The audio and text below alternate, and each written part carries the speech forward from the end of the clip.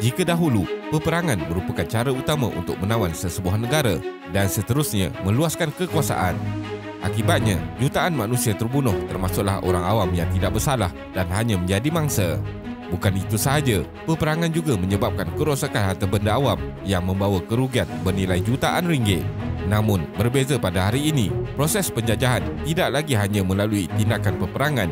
Sebaliknya, ia boleh dilakukan menggunakan cara yang lebih halus seperti melalui penjajahan ekonomi dan politik. Ketika iklim ekonomi politik dunia dibayangi ketidaktentuan, banyak pihak menyuarakan kebimbangan mengenai China dan langkah geostrategiknya.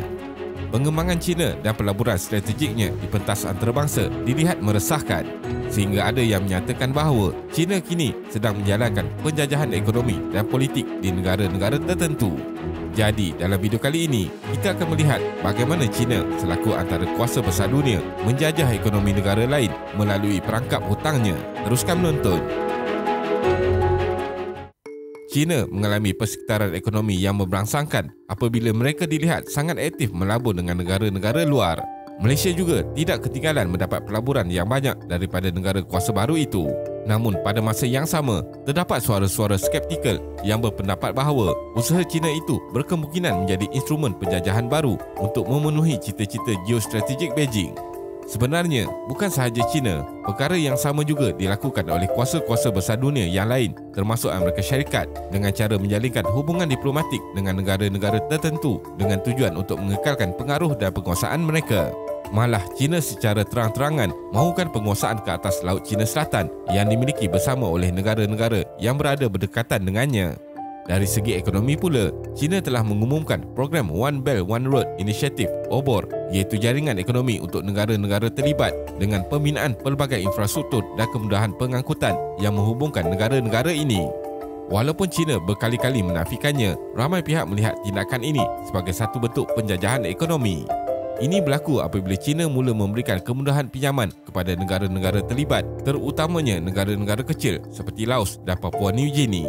Tindakan ini pastinya menimbulkan persoalan daripada pelbagai pihak memandangkan China begitu bermurah hati untuk memberi pinjaman kepada negara-negara luar.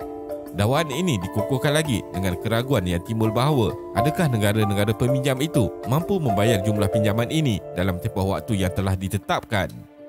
One Belt One Road Initiative.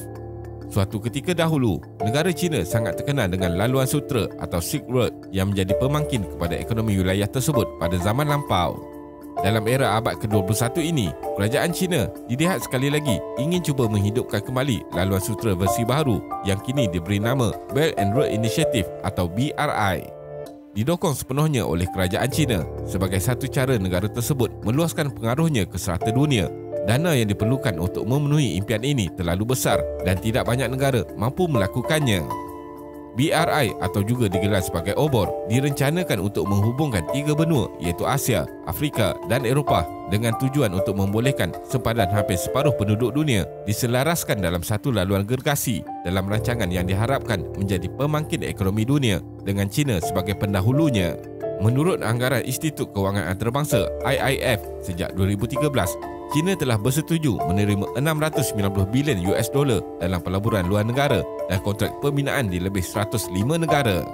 Dan dengan mengecilkan tumpuan itu kepada 72 negara yang terlibat dalam projek BIR, IIF juga menganggarkan bahawa China telah menyalurkan sejumlah 280 bilion US dollar kepada 44 negara yang sama ada tidak dinilai atau tidak mempunyai pelaburan. Bukan itu sahaja, hasil usaha pembangunan fasiliti di luar China ini juga memerlukan kerjasama luar biasa daripada pelbagai pihak, khususnya sektor pembinaan. Namun, kritikan yang diterima ialah apabila kerajaan China dilihat seakan-akan sengaja meminggirkan kontraktor tempatan di negara-negara anggota dengan meletakkan syarikat dan pekerja yang dilantik diterbangkan khas dari China sendiri. Berikutan syarat yang diletakkan, banyak pihak berpendapat bahawa China sebenarnya memperkenalkan langkah tersebut bagi membolehkan rakyat mereka keluar daripada negara mereka, mengurangkan beban ekonomi mereka dan mengecilkan populasi mereka yang kini sangat berkapasiti tinggi. Negara yang mempunyai hutang besar dengan China. Menurut penyelidikan yang diterbitkan untuk ekonomi dunia, terdapat 7 negara di dunia mempunyai hutang pinjaman luar negerinya kepada China melebihi 25% daripada KDNK mereka. Paling menyedihkan, kebanyakan negara itu adalah negara-negara kecil. 3 daripadanya terletak di Afrika iaitu Djibouti, Niger dan Republik Kongo, manakala 4 negara lain terletak di benua Asia iaitu Kyrgyzstan, Laos, Kemboja dan Maldives. Namun ia hanya terkumpul melalui pinjaman langsung dan tidak termasuk pegangan hutang maupun hutang perdagangan jangka pendek. Kajian itu juga menunjukkan bahawa majoriti negara yang berhutang dengan China berada di Afrika, diikuti oleh Asia Tengah dan Amerika Latin. Jadi, ramai pihak yang melihat pemberian hutang dalam jumlah yang sangat besar ini sebagai langkah licik China untuk menguasai negara-negara tersebut. Hal ini kerana sekiranya negara-negara ini tidak berkemampuan untuk membayar jumlah pinjaman, ada antaranya yang dipaksa untuk menyerahkan penguasaan aset tersebut kepada China ataupun membenarkan China membina pangkalan tentera mereka di negara tersebut. Sri Lanka antara mangsa perangkap hutang China.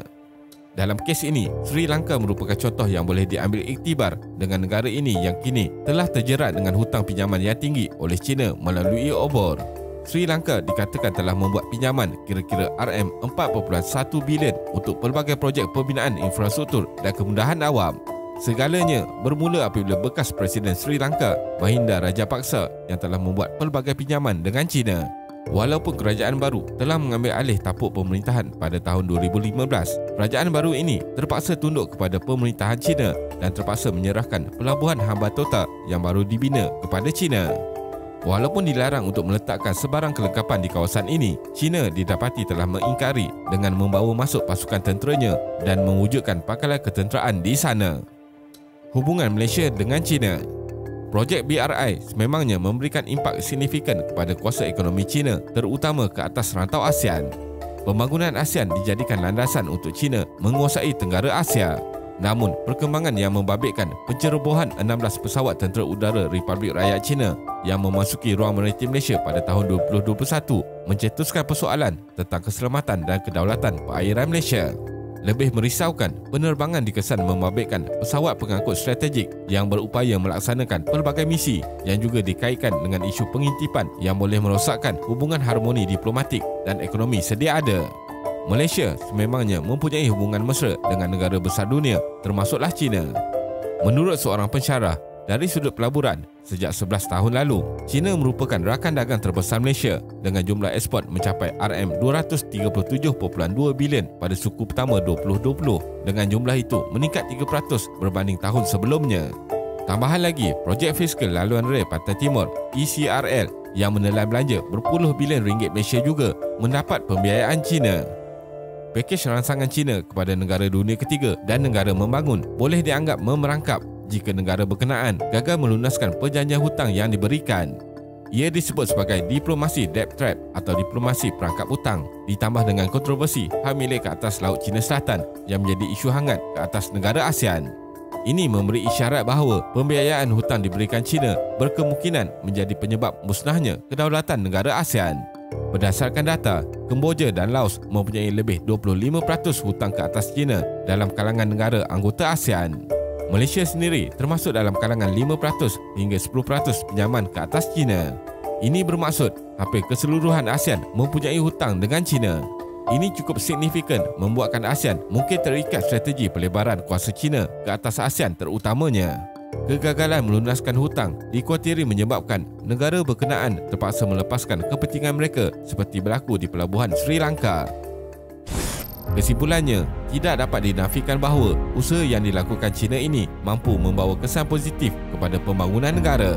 Namun, pemimpin sesebuah negara haruslah bijak dalam membuat keputusan agar kedaulatan negara tidak tergadai disebabkan kerana sibuk mengejar pembangunan. Jadi, negara ASEAN khususnya perlu mengambil iktibar daripada apa yang telah berlaku ke atas Sri Lanka demi memastikan kedaulatan negara terpelihara daripada sebarang pencerobohan sekaligus dapat mengekalkan status Asia Tenggara sebagai kawasan aman tanpa pergolakan. Terima kasih kerana menonton dan jangan lupa subscribe. Jumpa lagi.